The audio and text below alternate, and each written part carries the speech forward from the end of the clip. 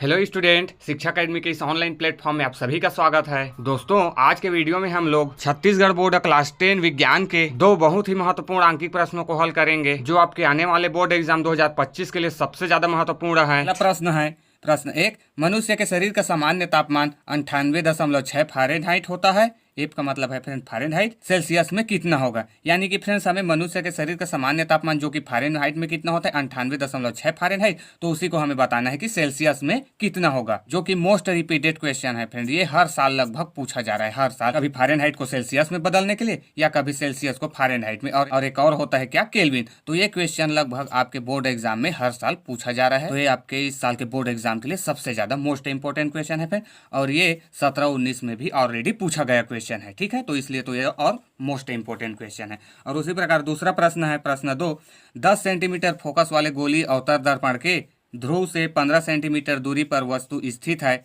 दर्पण द्वारा बनने वाले प्रतिबिंब की प्रकृति, स्थिति तथा आवर्धन ज्ञात कीजिए। यानी कि फ्रेंड्स ये भी अवतल दर्पण का है, जो कि आपके प्रकाश वाले का मोस्ट इंपॉर्टेंट न्यूमेरिकल क्वेश्चन है, जो कि लगभग हर साल पूछा जा रहा है। तो इसमें हमें एक अवतल दर्पण दे दिया गया है जिसकी फोकस दूरी 10 सेंटीमीटर है और ध्रुव से 15 सेंटीमीटर दूरी पर वस्तु स्थित है फ्रेंड। तब हमें उसके द्वारा बने प्रतिबिंब की प्रकृति यानी कि वो कैसी होगी और स्थिति कैसा बनेगा तथा आवर्धन यानी कि वो कितना बड़ा बनेगा, ये हमें बताना है फ्रेंड। तो ये होगा ये क्वेश्चन। तो आइए अब इसे हल करना प्रारंभ करते हैं। तब तक आप वीडियो को लाइक कर दीजिए और नए हैं तो चैनल को सब्सक्राइब कर लीजिए फ्रेंड, और अपने दोस्तों में भी शेयर कर सकते हैं। जो कि पहला प्रश्न है, मनुष्य के शरीर का सामान्य तापमान 98.6 फ़ारेनहाइट, तो हमें बताना है सेल्सियस में कितना होगा। ठीक है, तो आइए, जो कि बहुत ही मजेदार क्वेश्चन है, तो चलो इसे बदलना प्रारंभ करते हैं। तो उसके लिए हम क्या करेंगे, यहाँ पे लिखेंगे हल। तो सबसे पहले फ्रेंड्स हम सबसे पहले ये जानेंगे कि सेल्सियस और फ़ारेनहाइट में संबंध क्या होता है। तो आइए फ्रेंड्स, सबसे पहले हम सेल्सियस और फ़ारेनहाइट में क्या संबंध है वो जानते हैं। सेल्सियस व फ़ारेनहाइट में संबंध, कि इन दोनों में संबंध क्या है। फिर अगर हम इसके दोनों को संबंध को जान गए तो हम ऐसे क्वेश्चनों को इजीली हल कर पाएंगे फ्रेंड। तो आइए सबसे पहले जानते हैं इसके संबंध में। तो देखो, सेल्सियस को हम सी से डिनोट करते हैं फ्रेंड, बराबर हो जाएगा, सूत्र है, यही इसका संबंध है फ्रेंड। ठीक है ना, संबंध का मतलब ही है सूत्र। ठीक है, तो ये हो गया सेल्सियस और क्या है, फ़ारेनहाइट। तो ये हो गया फ़ारेनहाइट। तो सेल्सियस व फ़ारेनहाइट में संबंध होता है फ्रेंड C/100, और ये होता है F/32/180 फ्रेंड। ठीक है, तो 80। अब ये वैल्यू कहाँ से आए फ्रेंड? तो इसके लिए आपको सेल्सियस में अधिकतम तापमान और न्यूनतम तापमान, उसी प्रकार फ़ारेनहाइट में अधिकतम तापमान और न्यूनतम तापमान कितना होता है ये आपको याद होगा, तब आप इस सूत्र को आसानी से बता सकते हैं। तो फ़ारेनहाइट में अधिकतम तापमान होता है 212 अंश और न्यूनतम तापमान होता है 32 अंश। इसी प्रकार सेंटीग्रेड में अधिकतम तापमान क्या होता है? अधिकतम तापमान 100 डिग्री और न्यूनतम 0। ठीक, अब इसी में हमको मान रख देना है, जो भी दिया है। सेल्सियस का दिया गया है तो सेल्सियस का रखेंगे, फ़ारेनहाइट का दिया है फ़ारेनहाइट फ्रेंड।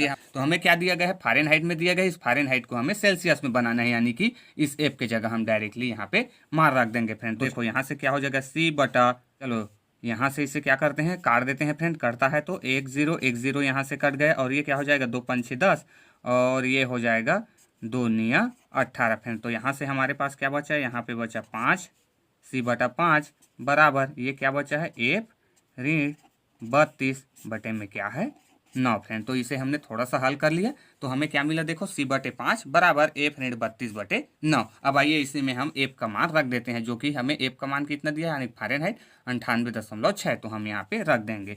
तो ये हमारे पास यहाँ से मिलेगा, देखिए C/5 बराबर, अब एफ के हम डायरेक्टली फ़ारेनहाइट कितना दिया है, 98, तो ये 98.6, और इधर क्या है, ऋण में 32, ये ऋण का 32 बटे क्या हो जाएगा, 9 फ्रेंड। अब इसे थोड़ा सा हल कर लेते हैं। देखिए यहाँ से आ जाएगा, और यहाँ से सी का मान निकालने के लिए इस 5 को पक्षांतर भी कर सकते हैं। ठीक है, तो हमें डायरेक्टली मिल जाएगा सी, यानी सेंटीग्रेड में, तो सी बराबर हो जाएगा, चलो इसे भी पक्षांतर कर देते हैं, 5, ये ब्रैकेट में हो जाएगा फ्रेंड, और यहाँ से इसे घटा भी लेते हैं। 98.6 में 32 घटाएंगे तो कितना मिलेगा, हमें कितना मिलेगा, 98.6 में 32 घटाएंगे तो वो मिलेगा फ्रेंड हमें 66.6 है। चूँकि 6 तो 6 ही रहेगा, 32 बस को आपको 98 में से घटा देंगे, क्या होगा, 8 में से 2 घटा तो 6 बचेगा, और 9 में से 3 घटाएंगे तो 6, यानी कि 6.6, ये इतना हो गया फ्रेंड, और बटे में क्या है, 9 तो ये 9। बस अब इसे हल कर लेंगे, हमारा सेंटीग्रेड में मान आ जाएगा। तो इसे हल करेंगे तो क्या मिलेगा, देखिए इसे और काट सकते हैं फ्रेंड्स। ये 3 से कट जाएगा, 3 तिया 9, और ये भी क्या हो जाएगा 3 दूनी 6, 3 दूनी 6, और ये भी क्या हो जाएगा 3 दूनी 6, यानी कि यहाँ से हमारे पास बचेगा 5 गुणा, इस ब्रैकेट को हटा के गुणा का चिन्ह रख लेते हैं, फिर 22.22 और बटे में 3 फ्रेंड। अब इसे हमें क्या करना है, गुणा करा लेना है और 3 से भाग देंगे तो हमें सी बराबर मिलेगा फ्रेंड, सी बराबर मिलेगा 37 अंश। 37 अंश आप देख सकते हैं, इसको गुणा करा के हम 3 से भाग देंगे तो हमें मिलेगा 37 अंश, यानी कि 37 डिग्री। और यही क्या है फ्रेंड, इसी को तो हमें लाना था, यही तो बदलना था। देखो तो हमने फ़ारेनहाइट में 98.6 फ़ारेनहाइट था, वो हमें सेंटीग्रेड में किसके बराबर मिला, 37 अंश के बराबर में फ्रेंड। यानी कि मनुष्य का सामान्य तापमान सेंटीग्रेड में कितना होता है 37 डिग्री, और फ़ारेनहाइट में कहे तो 98 फ़ारेनहाइट में फ्रेंड। तो आप इस तरीके से किसी भी क्वेश्चन को सेंटीग्रेड से फ़ारेनहाइट और फ़ारेनहाइट से सेंटीग्रेड में चेंज कर सकते हैं फ्रेंड। यही इसका नियम है, यही इसका संबंध है, ठीक है ना। C/100 यानी कि C/100 बराबर F-32/180, ठीक है। इसे थोड़ा सा हल करेंगे तो हमें ये इस तरीके से इसका फॉर्मूला या सूत्र मिलेगा, ठीक है। तो बस इसी को याद रखिए, और नहीं याद आ रहा है तो इसका एक अच्छा सा संबंध है फ्रेंड, इसे मैं नेक्स्ट वीडियो में आपको बताऊंगा, ठीक है। तो आइए हम यहाँ पे नेक्स्ट क्वेश्चन देखते हैं। प्रश्न 2 हमें दिया है, 10 सेंटीमीटर फोकस वाले गोलीय अवतल दर्पण के ध्रुव से 15 सेंटीमीटर दूरी पर वस्तु स्थित है। दर्पण द्वारा बनने वाले प्रतिबिंब की प्रकृति, स्थिति तथा आवर्धन ज्ञात कीजिए, जो कि मोस्ट इंपॉर्टेंट क्वेश्चन है आपके बोर्ड एग्जाम 2023 के लिए फ्रेंड्स। तो आइए इसे हल करना प्रारंभ करते हैं। तो देखिए हमें दिया क्या गया है, अवतल दर्पण कहा गया है फ्रेंड। तो 2 प्रकार के दर्पण होते हैं, अवतल और उत्तल, ठीक है। कितने प्रकार के दर्पण होते हैं, तो अवतल दर्पण में फ्रेंड एक बात याद रखना, सभी के सभी चीज ऋणात्मक होते हैं। क्या होते हैं, सभी के सभी चीज ऋणात्मक। तो होते क्या है अवतल दर्पण में, अवतल दर्पण में होगा एक वस्तु एक प्रतिबिंब, तो वो भी क्या होंगे ऋणात्मक में, यानी कि निगेटिव में होगा फ्रेंड। और क्या होता है, और अवतल दर्पण का होगा फोकस दूरी, तो वो भी क्या होता है, वो भी ऋणात्मक होता है। यानी 3 चीज होंगे दर्पण के, और अवतल दर्पण में क्या होता है, सभी के सभी चीज ऋणात्मक में होते हैं। तो सबसे पहले तो आप दर्पण के ऋणात्मक और धनात्मक को जानिए, ठीक है ना। तो हल दिया गया दर्पण कैसा है, अवतल दर्पण है, अवतल दर्पण के लिए हम यहाँ पे लिख दिए। तो अवतल दर्पण में सभी चीज निगेटिव होता है फ्रेंड। तो आइए देखते हैं हमें क्या क्या दिया गया है। तो 10 सेंटीमीटर फोकस दूरी, यानी कि एफ, अवतल दर्पण की फोकस दूरी क्या है, एफ, जो कि 10 सेंटीमीटर है। तो कैसा 10 होगा, ये ऋणात्मक में 10 होगा फ्रेंड, 10 सेंटीमीटर, ठीक है। और क्या दिया गया है, और ध्रुव से 15 सेंटीमीटर दूरी पर, यानी कि वस्तु की दूरी। तो वस्तु की दूरी को किससे डिनोट करते हैं, वस्तु की दूरी, जिसे हम u से रिप्रेजेंट करते हैं। तो u बराबर कितना है 15, तो कैसा 15 होगा, ये भी ऋणात्मक में होगा फ्रेंड, ये भी होगा 15 ऋणात्मक में 15 सेंटीमीटर, ठीक है। तो यहाँ से देखिए हमें ये रिलेशन 2 ही चीज़ दिया गया है, तब हमें प्रतिबिंब जो बनेगा, यानी कि यहाँ पे तो हमें प्रतिबिंब कितनी दूरी पर बन रहा है वो नहीं दिया गया है, यानी कि हमें सबसे पहले उसी को फाइंड करना है ना।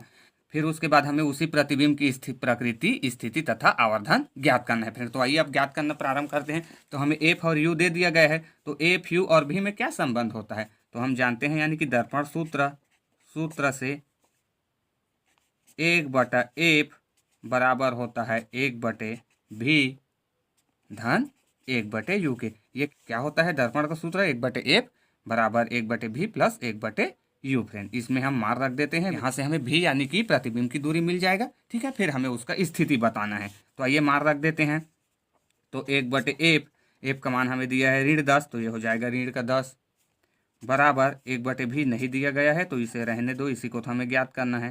फिर प्लस 1/ क्या होगा u का मान -15 है, ये 15 फ्रेंड। अब आइए इसे हल कर लेते हैं, इसे तो डायरेक्टली इधर पक्षांतर कर देते हैं फ्रेंड।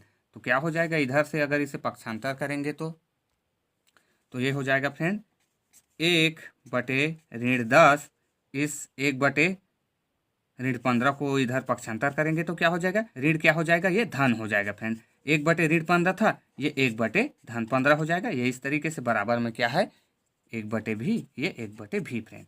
अब इसे थोड़ा सा हल कर लेते हैं। ऐसे क्वेश्चनों को हल करने के लिए क्या करते हैं, 15 और 10 एलसीएम लेते हैं, तो वो हमें मिलेगा फ्रेंड 15 और 10 का एलसीएम क्या होगा, तो वो होगा 30। क्या होगा, 30 होगा। 30 ऐसी संख्या जो 10 से भी भाग जाएगा और 15 से भाग जाएगा। तो चलो अब भाग देते जाए, 10 और 15 का एलसीएम क्या मिला 30, तो इसको भाग दो 10 से, तो 10 से भाग दोगे कितने बार में जाएगा, 10 या 30, 3 बार में। अब उस 3 को हम ऊपर में गुणा करेंगे, तो 3 एकम 3, चूंकि ऋणात्मक में है तो ये यहाँ पे ऋणात्मक में होगा। फिर यहाँ पे कौन सा चिन्ह है, प्लस चिन्ह है, प्लस चिन्ह है। अब 15 से इस 30 को भाग देंगे, 15 दो नहीं 30 दो बार में, अब वो 2 का इस ऊपर के साथ गुणा होगा, 2 एकम 2। ये इस तरीके से बराबर 1/भी 1/भी। चलो इसे हल कर लेते हैं। तो ये यहाँ से हमें क्या मिलेगा, तो यहाँ से ऋण 3 धन 2 तो घट जाएगा फ्रेंड, यानी क्या बचेगा, ऋण का 1 और बटे में क्या है 30 का 30, ये 30 और बराबर में 1/भी। तो ये फ्रेंड हमें क्या मिला, देखो मैं यहाँ पे लिख रहा हूँ, भी बराबर मिला हमें, ये भी क्या मिला, चूंकि ऋण 1/30 है, इसे हम ऋण को क्या ऋण ही लिखेंगे, ऋण 30। ये देखो फ्रेंड, तो हमें u का मान भी क्या मिला, ऋण 30 में मिला। अवतल दर्पण के लिए क्या होता है, सभी के सभी ऋणात्मक होते हैं फ्रेंड, ठीक है। तो प्रतिबिंब की दूरी हमें कितना मिला, ऋण का 30 फ्रेंड। अब आइए हम इसके प्रकृति के बारे में बताते हैं। चूंकि फ्रेंड भी बराबर हमें मिला -30 ऋण 30 फ्रेंड, इसका मतलब क्या है फ्रेंड, इसका मतलब क्या होगा, वस्तु और प्रतिबिंब एक ही ओर बनेंगे। इसका मतलब क्या कहेंगे हम, ऋणात्मक में आ गए, इसका मतलब प्रतिबिंब वस्तु की ओर बनेगा फ्रेंड, वस्तु की ओर बनेगा, ठीक है। ये अवतल दर्पण में होता है। ऋणात्मक में मतलब क्या होता है, लेफ्ट साइड में ऋणात्मक होता है ना, तो इसका मतलब जिधर वस्तु है, वस्तु भी ऋणात्मक में होती है और प्रतिबिंब भी ऋणात्मक में। तो ऐसा कब होगा, जब दोनों एक तरफ होंगे। इसका मतलब क्या होगा फ्रेंड, वस्तु और प्रतिबिंब एक तरफ होगा, ठीक है। तो ये होगा एक कंडीशन हमारा हो गया। अब आइए इसका आवर्धन ज्ञात करते हैं। तो आवर्धन बराबर क्या होता है, आवर्धन यानी कि प्रतिबिंब कितना बड़ा है, इसके लिए क्या करते हैं, आवर्धन को हम m से दर्शाते हैं, जो कि होता है v/u फ्रेंड, यानी कि हम प्रतिबिंब में ये वस्तु से भाग दे देंगे तो हमें उस वस्तु का आवर्धन यानी कि वो वस्तु कितना बड़ा हुआ ये हमें मिल जाएगा। तो जो कि होता है ऋणात्मक में फ्रेंड, ये क्या होता है, ऋणात्मक में, ठीक है। तो आइए इसमें मान रख देते हैं, आवर्धन कितना हुआ हमें मिल जाएगा। तो ऋण भी का मान हमें कितना मिला है, ऋण का 30, और ये ऑलरेडी इसमें क्या है, ऋण है, तो ये ऋण हो जाएगा फ्रेंड। और बातें में u क्या दिया गया है हमें, u दिया गया है -15, तो ये हो गया 15। तो इसे हम हल कर लेते हैं, तो क्या मिलेगा, ऋण धन हो जाएगा, धन का 30 और नीचे में ऋण का 15, भाग दे देते हैं, 15 एकम 15, 15 दूना 30, और चूंकि ऋण चिन्ह है तो ऋण का 2 मिलेगा हमें। तो यही किसका क्या है, आवर्धन है फ्रेंड। आवर्धन यानी कि m बराबर ऋण का 2। आवर्धन ऋण में आ गया, इसका मतलब क्या होगा, वास्तविक होगा फ्रेंड, क्या होगा, वास्तविक होगा।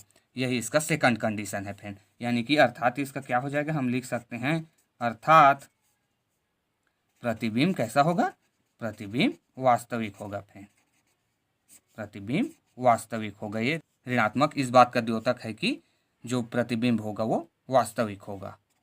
सो इस तरीके से आप कई तरीके के क्वेश्चन को हल कर सकते हैं फ्रेंड। सो आई होप आपको ये वीडियो अच्छा लगा होगा। अगर वीडियो अच्छा लगे तो वीडियो को लाइक शेयर जरूर करें, और नए हो तो चैनल को सब्सक्राइब करके बेल आइकन को प्रेस कर लें friends. Thanks for watching this video.